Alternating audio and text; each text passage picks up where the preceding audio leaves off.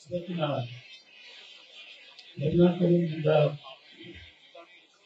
ಬೆಳಗ್ಗೆ 8 ಗಂಟೆಗೆ ಹೊರಟಿರ್ತಕ್ಕಂಥ 15ನೇ ಮುದ್ದೆ ಮಾತರಮ್ಮನ ರೈಲನ್ನು ಇವತ್ತು 5:53 ಗಂಟೆಗೆ ಈ ಒಂದು ಬೆಂಗಳೂರು ನಗರದ KSR ನಿಲ್ದಾಣದಲ್ಲಿ ಬರಮಾಡ್ಕೊಳ್ತಕ್ಕಂಥ ಈ ಒಂದು ಕಾರ್ಯಕ್ರಮದ ವೇದಿಕೆಯಲ್ಲಿ ಭಾಗವಹಿಸಿರ್ತಕ್ಕಂಥ ಮತ್ತು ಇದೀಗ ತಾನೇ ನಿಮ್ಮೆಲ್ಲರಿಗೂ ಉದ್ದೇಶಿಸಿ ಮಾತನಾಡಿರ್ತಕ್ಕಂಥ ಆತ್ಮೀಯ ಸ್ನೇಹಿತರು, ಲೋಕಸಭೆಯ ಸದಸ್ಯರಾಗಿರ್ತಕ್ಕಂಥ PC ಮೋಹನ್ ಅವರೇ, ಮತ್ತೊಬ್ಬ ಆತ್ಮೀಯ ಸ್ನೇಹಿತರು ಹಿರಿಯರು ಆಗಿರ್ತಕ್ಕಂಥ ರಾಜ್ಯಸಭಾ ಸದಸ್ಯರಾಗಿರ್ತಕ್ಕಂಥ ದಯಾಳ್ ಸಿಂಗ್ ಅವರೇ, ನಮ್ಮ ಈ ಒಂದು ಭಾಗದ ರಿಜಿನಲ್ ಮ್ಯಾನೇಜರ್ ಆಗಿರ್ತಕ್ಕಂಥ ಶ್ರೀನಿವಾಸ್ ಅವರೇ, ರೈಲ್ವೆ ಇಲಾಖೆಯ ಹಿರಿಯ ಮತ್ತು ಕಿರಿಯ ಸಿಬ್ಬಂದಿ ವರ್ಗದವರೇ ಹಾಗೂ ಎಲ್ಲ ಆತ್ಮೀಯ ಬಂಧುಗಳು, ಈಗಾಗಲೇ PC ಮೋಹನ್ ಅವರು ನಮ್ಮ ದೇಶದ ರೈಲ್ವೆ ಸಂಪರ್ಕವನ್ನು ಕಲ್ಪಿಸತಕ್ಕಂಥ ನಿಟ್ಟಿನಲ್ಲಿ ದೇಶದ ಗೌರವಾನ್ವಿತ ಪ್ರಧಾನಮಂತ್ರಿಗಳಾಗಿರ್ತಕ್ಕಂಥ ನರೇಂದ್ರ ಮೋದಿ ಅವರು, ರೈಲ್ವೆ ಇಲಾಖೆಯ ಮಂತ್ರಿಗಳಾಗಿರ್ತಕ್ಕಂಥ ಅಶ್ವಿನಿ ವೈಷ್ಣವ್ ಅವರು ಅತ್ಯುತ್ತಮವಾದಂಥ ರೀತಿಯಲ್ಲಿ ದೇಶದ ಜನತೆಗೆ ರೈಲ್ವೆ ಇಲಾಖೆಯಲ್ಲಿ ಇವತ್ತು ಅತ್ಯಾಧುನಿಕವಾಗಿರ್ತಕ್ಕಂಥ ಒಂದು ವ್ಯವಸ್ಥೆಗಳನ್ನು ಮಾಡ್ತಕ್ಕಂಥದ್ರಲ್ಲಿ ನರೇಂದ್ರ ಮೋದಿ ಅವರು 2014ರಲ್ಲಿ ಪ್ರಧಾನಮಂತ್ರಿಗಳಾದ ನಂತರ ಇವತ್ತು ರೈಲ್ವೆ ಅತ್ಯಂತ ದಾಪುಗಾಲನ್ನ ಆಗ್ತಕ್ಕಂಥ ನಿಟ್ಟಿನಲ್ಲಿ ಸುಮಾರು ನಮ್ಮ ಒಂದು ರಾಜ್ಯದಿಂದಲೇ ಪ್ರತಿದಿನ 136 ಸ್ಪೀಡ್ ರೈಲ್ಗಳು ಇರಬಹುದು, ಪ್ಯಾಸೆಂಜರ್ ಟ್ರೈನ್ಗಳು 50 ಪ್ಯಾಸೆಂಜರ್ ಟ್ರೈನ್ಗಳು ಇವತ್ತು ಇಲ್ಲಿಂದ ದೇಶದ ವಿವಿಧ ಭಾಗಗಳಿಗೆ ಪ್ರಯಾಣಿಕರಿಗೆ ಎಲ್ಲ ರೀತಿಯ ಸೌಲಭ್ಯಗಳೊಂದಿಗೆ ಕಾರ್ಯವನ್ನೇ ನಿರ್ವಹಿಸ್ತಾ ಇದ್ದಾರೆ.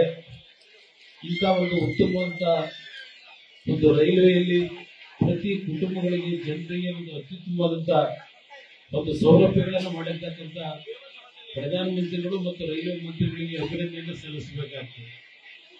2024-25ನೇ ಆರ್ಥಿಕ ವರ್ಷದಲ್ಲಿ ಸುಮಾರು 2,65,000 ಕೋಟಿ ರೂಪಾಯಿಗಳನ್ನ ಬಜೆಟ್ನಲ್ಲಿ ಇವತ್ತು ಗುರುತಿಸತಕ್ಕಂಥದ್ರಲ್ಲಿ ಈ ವರ್ಷ ಇಡೀ ದೇಶದಲ್ಲಿ ಹಲವಾರು ಹೊಸ ರೈಲ್ವೆ ಮಾರ್ಗಗಳಿಗೆ ಚಾಲನೆಯನ್ನು ಕೊಟ್ಟಿರ್ತಕ್ಕಂಥದ್ದು.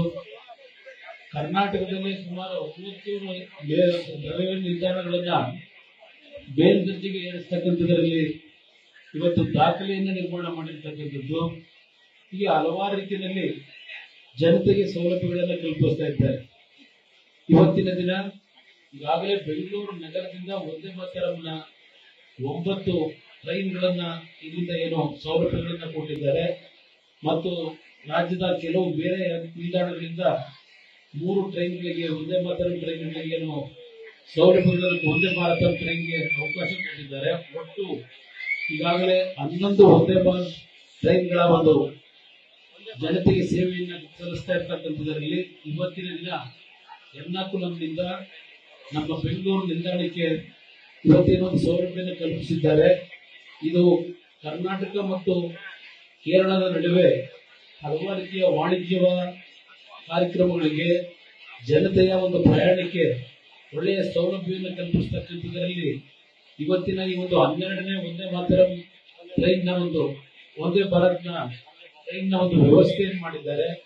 ಇದು ಸಾರ್ವಜನಿಕರಿಗೆ ಅತ್ಯಂತ ಉತ್ತಮವಾದಂತಹ ರೀತಿಯಲ್ಲಿ ಅನುಕೂಲಗಳಾಗ್ತಾ ಇರತಕ್ಕಂಥದ್ದು.